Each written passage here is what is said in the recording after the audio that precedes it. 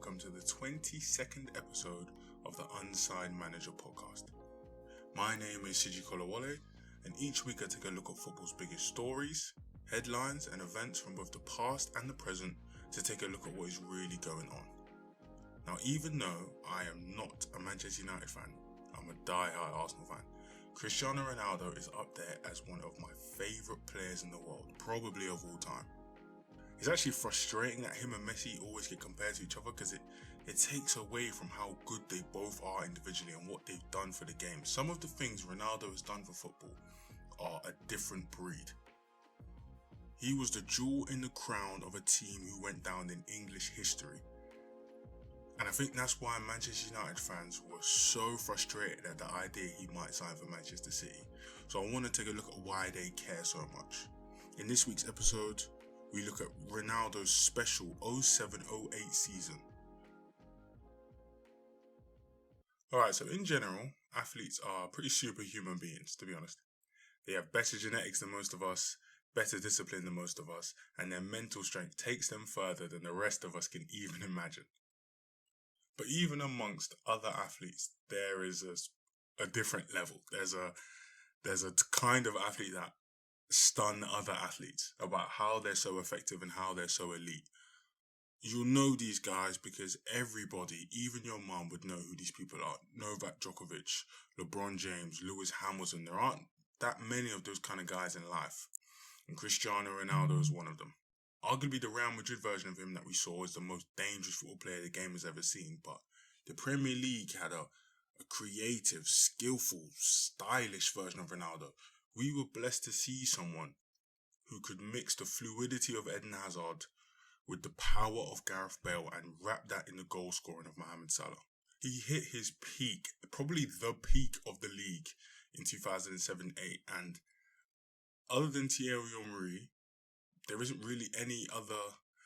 Thierry Henry and Luis Suarez's 31-goal season are the only 2 years close enough that anyone can have them questions with Ronaldo. Other than that, Ronaldo's number one. I wrote my dissertation on Alex Ferguson. Yes, I know I'm a traitor to all Arsenal fans. But I wrote it because the leadership he showed to transform Manchester United to a formerly relegated average English side when he took them up to a powerhouse that we grew up with, that's a different. His leadership skill set is above the rest. Of all the countless, and I mean countless, hours of research and reading of books, all the players and the staff said that Ferguson's best trait was that he kept a strict system in the team, but he understood when to let that go. He understood when to let his talented players go and flourish and be artistic and create, because that is how you win games. There's a story where he talks about Cantona in the early 90s and he says, why on earth would I have a player of Cantona's quality and not use him to the best of his ability? I don't need him to defend. Let him float around. Let him drop in between lines. There's players that will cover for him because not every player is Eric Cantona. Cristiano Ronaldo is of that ilk. Alright, so let's take a look at CR7. If you somehow, I don't know who you are, but if you somehow don't know who Ronaldo is, I'm not sure what to tell you. I can't even imagine how you've made it to this podcast. Starting out on his small island of Madeira, young Ronaldo was picked up by Sporting Lisbon, and then one day after progressing through the academy and becoming a first-team player, Sporting Lisbon came up against Manchester United in a friendly in a bid to build some buzz around their new stadium. We also all know that an 18-year-old Cristiano absolutely fried John O'Shea, so much so that O'Shea came into the change room at half-time and said, who the hell is that? And all the players told Ferguson they wouldn't leave unless Ronaldo was coming with them on the plane. Ferguson then goes upstairs, get the deal done, and there, Cristiano Ronaldo's on his way to Manchester. So insert a young, flash, cocky Cristiano Ronaldo into the toughest league in the world with world-class, hard-nosed teammates, a brash, dominating Scottish manager, and feeling the pressure from Arsenal and soon-to-be dominant Chelsea. You wouldn't say it's the most nurturing environment for a young teenager, but if you can survive in the deep end, you can survive anywhere. And credit to Ronaldo, he made a good first impression in his first season. Manchester United made it all the way to the 2004 FA Cup final, where Alan Hansen said that Ronaldo was the star of the game. George Best said his debut against Bolton was, quote, undoubtedly the most exciting debut he had ever seen, and the fans were really taken to him. Of course, though, the British press wasn't exactly fond of him yet. When you set the scene in the Premier League is full of strong, hard-working, defensively diligent, hard-nosed, been through tough times and ground their way to the top even though they're not full of talent. They're not going to love a young winger who wants to come in and do 1,000 step-overs. Don't get me wrong, there were a lot of artists in the league at the time too, but there's a lot more Gary Nevilles and Dennis Bergkamps at this point. And it didn't help that Ronaldo thought he was pretty and wasn't shy in showing his love for aesthetics in the changing room and on the pitch. Constantly, all the stories of him doing his hair in the changing room and getting dressed and everyone saying, Ronaldo, are you joking? Who is this kid? Can you get him out of the team? But the team started to take to him. After a 2006 FA Cup draw at Burton Albion, former United legend Peter Schmeichel said that the players, including Ronaldo, only seemed interested in cars and who had the biggest diamond, rather than the drive to take the club forward. And he specifically said that Ronaldo lacked the drive. I think you might have got that one wrong, Peter? Gary Neville obviously didn't agree with Schmeichel, saying that Ronaldo wasn't a show pony, but the real thing. And he predicted that he'd become a world-class player, so 1-0 to Gary Neville there. His production was steadily improving season on season in Manchester, but there were still concerns over his end product. 6 goals in his first year, 9 in his second, and 12 in his third. So you can see the promise and the hope and the expectation, but it wasn't really enough to put a stamp on the rest of the league that this guy was going to be the guy. Bringing it back to today, Arsenal, shout out to my club, signed Nicolas Pepe for 72 mil. So a lot more than Ronaldo. He came in with a lot more hype, but I can tell you, I know what it feels like when you just want to believe in a player and you think he might be the guy, and you think he might be the guy, and you think he might be the guy, but it doesn't really translate. At this point, this is Ronaldo, where he's doing good things and he's showing good spurts, but there's enough bad not to outweigh the good that he could have. This translated to the rest of the club as Manchester United had lost their stranglehold on the Premier League. That opening period of dominance that they had, that Ferguson's team had placed on the English football, is the stuff of legend. 8 of the first 11 Premier League titles had come back to Old Trafford. Ferguson had created an attitude of hard work and determination and a swagger about his teams that just seemed to terrify the rest of the country. Some clubs, a small few, had got rid of that psychological control, like Arsenal, Newcastle and Chelsea, but for the most part, United's superior talent, resources and mentality had led them to perennial success. They were untouchable. But as I've detailed in previous episodes, Chelsea started to gain a lot more confidence after their investments from Roman Abramovich, and Arsene Wenger had built one of the best club sides ever, so United had slipped behind the pack shortly after Ronaldo's arrival. So between 2003 and 2006, United went on their first barren run. 3-year barren run is nowhere near compared to the 9 years I had to suffer as an Arsenal fan. But anyway, United weren't crowned English champions for 3 years, the longest period of Ferguson's management. They struggled to replace key players like Schmeichel and David Beckham, and it had showed. And then, just to make matters worse, the 2006 World Cup had just finished, with that infamous incident of Ronaldo and Rooney, which resulted in the latter being sent off in England's defeat. Now, I would have been 6 years old at the time, 6-7 years old, and this is one of the first, probably the first big football moment I knew what was going on. When I'm watching the TV and I'm thinking, they play on the same team, wait, he might have just got him sent off, wait, oh no, what's going to happen? No one thought they were going to coexist. If anything was going to turn the media against Ronaldo, it was going to be this. He was properly battered by the newspapers. Even I knew that at the time. Vilified in his role for getting Rooney sent off and making it quite clear that it would be difficult for him to remain at United and coexist with the English star. He recently said in an interview that he was nervous about the reaction back in England and actually asked for a transfer away from the club. But United quickly poured water all over that one, saying he wasn't going anywhere. And then it wasn't even just that. He got a ban from UEFA for swearing at Benfica fans after a game. He was sent off against Manchester City for stamping on Andy Cole. He had big beef with Van Nistelrooy. It just wasn't all going for him. And to be honest, if I'm Van Nistelrooy, and I am one of the most clinical strikers in football history, all I want to do is stand in the box and score goals, and someone's doing skills on the wing, I would lose the plot. It could have been a really tough season for him.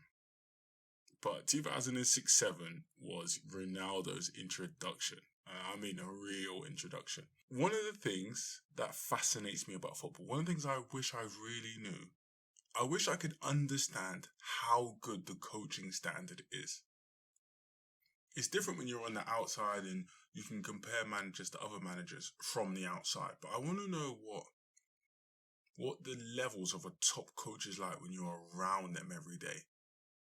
Quick tangent. Romelu Lukaku, shock, my favourite. He said that when he first joined Inter Milan, Antonio Conte only let him train with his back to goal. He never let him play face up.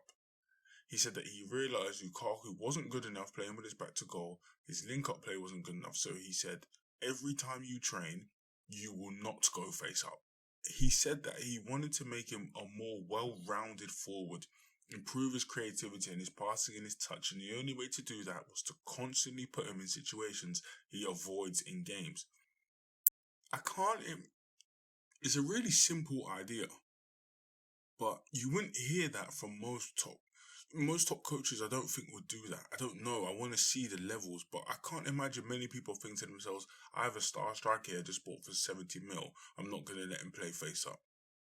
Even though he's amazing when he plays face up, I don't want to let him do it. I need him to become better and work with his back to goal. Lukaku said it was for 6 months Conte did not let him play face up.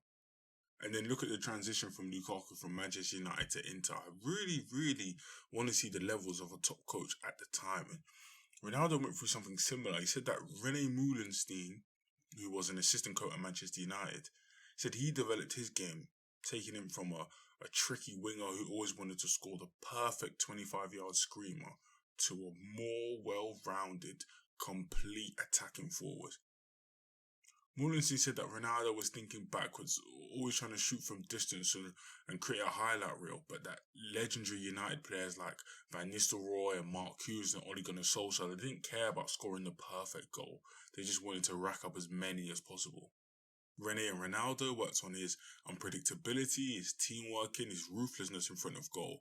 And if you think about Cristiano Ronaldo in the Premier League the first time, there was a period where not many players get to this point where you don't really have to check the team sheet, check the score sheet to see if they've scored. If you're an Arsenal fan in 2004 and Arsenal won 3-0, you don't have to check. You know Thierry Henry scored. If you're a Tottenham fan in the late 2000s and Tottenham won 2-3-0, you know Harry Kane scored. There's a point where you don't have to check. He went from 12 goals and 9 assists in the 05-06 season to 23 goals and 22 assists the season after.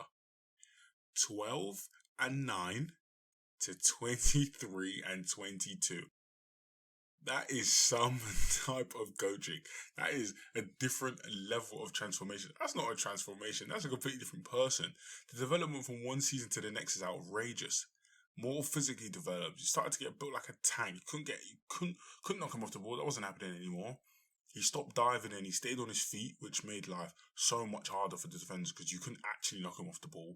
His game intelligence was stronger. He was affecting games at the highest level. And anyone could see this guy was on his way. He scored 3 consecutive braces at the end of December. He won back-to-back Player of the Month and he swept up a trio of awards. 22 years old, he won Player of the Year and the Premier League winner.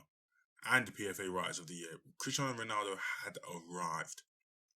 Some of the key points of that 06-07 season, United was so good that they had 8 players in the PFA Team of the Year. 8 of the 11, that is at levels. Ronaldo won 8 individual awards that season. as well as contributing to a 6-point margin over Chelsea to win the league. Rooney and Ronaldo buried all the hatchet from the World Cup, starting the first game of the season by punishing Fulham together, scoring 3 between them, and from then it was like clockwork, scoring and assisting and applying pressure to Jose and Wenger and the rest of the league. Gary Neville said that season from Cristiano Ronaldo was similar to Cantona's 92 season. That's why I brought him up the first time, where one player does so much for the team and changes the level and the work ethic of the entire team that they feel like they deserve the title to themselves. And that's high praise from Gary Neville. Alright, so before I get into the season I actually wanted to talk about, I just want to set the scene a bit and show you the squad that Ronaldo was about to fully blossom into. Manchester United are an unfair club. It feels like their first or second team of like all time could still compete with most clubs' first team. This is the calibre of the team that he was in. Edwin van der Sar in goal, who was a Champions League winner and grown to be one of the best keepers in the league. Gary Neville, who cemented himself as probably the best right back in league history. Rio Ferdinand and Vidic, complete centre-back pairing. I'm not really in love with Vidic, but as a two, is a joke. Patrice Evra, top 5 in his position in league history. Paul Scholes, don't gotta say too much. Michael Carrick, Ruben Neves should go to sleep with Michael Carrick's bedsheets and wake up watching his highlights. He would be a lucky player if he was Michael Carrick. Anderson, who is coming up as the next promising central midfielder like Renato Sanchez 1.0. And then the front 3 was Rooney, Tevez and Cristiano Ronaldo. 3 of the 5 best forwards in the league. And I've checked, 3 of the 5 best forwards in the league at the time. The other 2, depending on the order you want, the other 2 are Fernando Torres and Emmanuel Adebayor. Then you got experience like Ryan Giggs just hopping off the bench, most decorated player in league history, although he's a bad guy. He's a bad guy. Manchester United were absolutely loaded as a team. And for Ronaldo, this is the perfect stage. If you're a winger who does all his best work when he isn't burdened by defending, is there a better set of attacking teammates than Rooney and Tevez? 2 people who press hard, cover all your defensive work, more than willing to track back. Is there a better fullback to have behind you than Patrice Evra? Someone who's shown time and time again that he has the athleticism and the awareness to lock down a wing and can overlap to give you a bit more space to cut inside. Better passes to have than Scholes and Carrick, you get the point. Ronaldo was completely set up for a phenomenal season, and he had one. 42 goals in all competitions. One of only 2 players in Ferguson's tenure to hit 40. 31 in the league, matching the record at the time. 31 in the league, even still. I know Mohamed Salah's broken it at this point, and there is a very small background Salah Ronaldo conversation that we're going to have one day if Salah keeps this up for a while, but 31 goals in the league is just outrageous. 8 Champions League goals, including 1 in the final, and it wasn't just the numbers. Now, apologies, this is where I sound like the biggest football wetbag of all time, but I love it. You know when you're watching a football game, but for some reason you stop actually watching the game and just start watching one person? Someone could ask you how the game is going, who's looking strong, what's the chance it's been like, but you wouldn't actually know. You get transfixed on one player, so much so that they become the game. You start to watch the whole game through their lens. For me personally, this happens most with defensive midfield players and wingers. I think defensive midfield players, because they see so much of the ball, and you can see how they can dictate an entire game from their decisions and their actions. And then with wingers, I think it's just because the best ones constantly put themselves in 1v1 situations. They dominate fullbacks. They wreak havoc on the entire side of the pitch. Like, if you're an NFL fan, when you have a shutdown corner who the quarterback decides that he can only throw to half the field because one person is so dominant on the other side he hasn't got a chance. That's what it can be like with wingers. And it's not always top level players, to be honest. There's just certain ones that have this aura, this presence about them. Marco Verratti this week against Manchester City, perfect example. Stopped watching the game and it was a banging game, but Marco Verratti takes over. Wilfried Zaha actually has this aura. When you watch Crystal Palace game, it may be because the rest of the... Actually, I can't say that for the season, but the rest of last season's Palace squad wasn't as entertaining. You start watching Zaha and he just becomes the entire game. Moussa Dembele, when he was at Tottenham, Jorginho has put on performances that have made me stop watching the game. There's weird football moments that will stick in your head forever and you don't know why. I think it was 2 seasons ago or last season, Chelsea were away at Crystal Palace. I think this game must have ended 3-2 or Chelsea or something like that. And Palace had scored late to try and chase the game and get a draw. And Jorginho came on like the 85th minute and dominated the game. For 5 minutes, he dominated the entire game. He might have made 50 or 60 passes in 5 minutes, dictated the entire pitch, and the whole game stopped. It was just became the Jorginho show. It's one of those ones. One of the strongest examples in the league history must be Eden Hazard. I must talk about this guy every week, but Hazard had a different type of charisma and presence in the Prem. It was unrivaled. But Ronaldo was the peak of this. He wasn't the same 5 or 6 step overs before he made a move guy. It was one skill, bang, he drives inside. One skill, bang, he's blown past the fullback.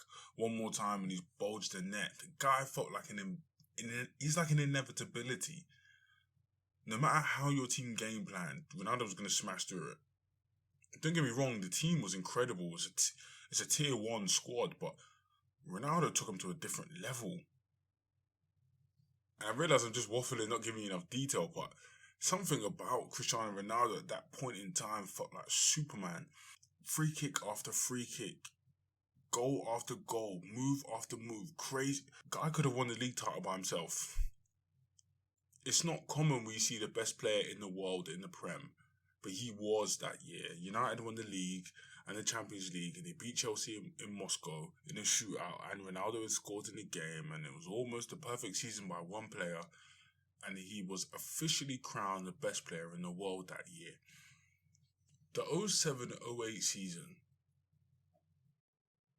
is probably why Manchester United fans lost the plot when for about 24 hours it looked like Ronaldo was going to go to Manchester City. Now, firstly, United fans, you deserved it because you took Van Persie from us, and I will forever hold you accountable for that. The difference is that Ronaldo felt like Robin Van Persie was not an era of Arsenal. Henry was, Fabregas was, Alexis Sanchez was. Van Persie wasn't really that. He wasn't fully there. Obviously, phenomenal player, best player we have. But it wasn't an era. You wouldn't think of the Van Persie. I think of Santi Cazorla's time before I think of Van Persie's time. Ronaldo was an entire era for them. And for them, it felt like almost an academy player. He wasn't because obviously he was signed. But a player they brought in young felt like he'd just come out of the academy. You saw him be bad. You saw him make mistakes. You saw him grow. You saw him become the best player in the league. The best player in the world. Absolutely dominant. Then the biggest team in the world come calling for him. He says he'll stay for another year, produces again at a high level, then goes for a world record fee. It felt like the perfect story. Then Juventus, or Real Madrid, then Juventus, then you can tell he doesn't want to be there, and Manchester City come calling. And I didn't think about this. I had a friend tell me that we were arguing about why Ronaldo went to Man United, because I still think it was a stupid move from United. Don't get me wrong, Ronaldo's a great player and it will work out well, but I think that the logic behind the move is stupid. And he said that, well, we had to sign him because if not, Manchester City would have won the league. Which I didn't really think about it like that. But yeah, if we don't get him, City are probably guaranteed the league, because if that bunch of creative people who don't have a striker got Cristiano Ronaldo, Ronaldo would probably get to another 35-40 in the league. I think this is probably the best. I'm flip-flopping between the decision. Logically, I think it was a bad move to bring him back. Emotionally, I think it's the best move the Glazers have made since they've been in charge of the club, or at least in the recent history, because it feels like 2008 again. it feels like United are having bad performances, like the other night in the Champions League, and then in the 90-something minute, Ronaldo's going to score. It feels like he's on his way to being an inevitability again, where it doesn't really matter if he plays well, doesn't really matter what's happening around him, he's going to do something to carry the team. He built that throughout his first period, but he really built that in the 07-08 season. And I think, again, logically, terrible decision just for football logistics, but emotionally, bringing that feel back to the club might be one of the smartest moves that the club has made. And I see why United fans went crazy. Because I remember thinking, why are you moaning so much? You've already got a 9, and you got a young guy in Greenwood who looks amazing. Why would you want to pay 400k a week for a guy who's going to give you Cavani 2.0 at a higher level? But Cavani doesn't bring the feel back to the club. Greenwood doesn't bring the feel back. Anthony Martial takes soul from everyone. Ronaldo brings the feel back. But he couldn't have done that without the amazing seasons he's put in beforehand. So shout out to Cristiano Ronaldo.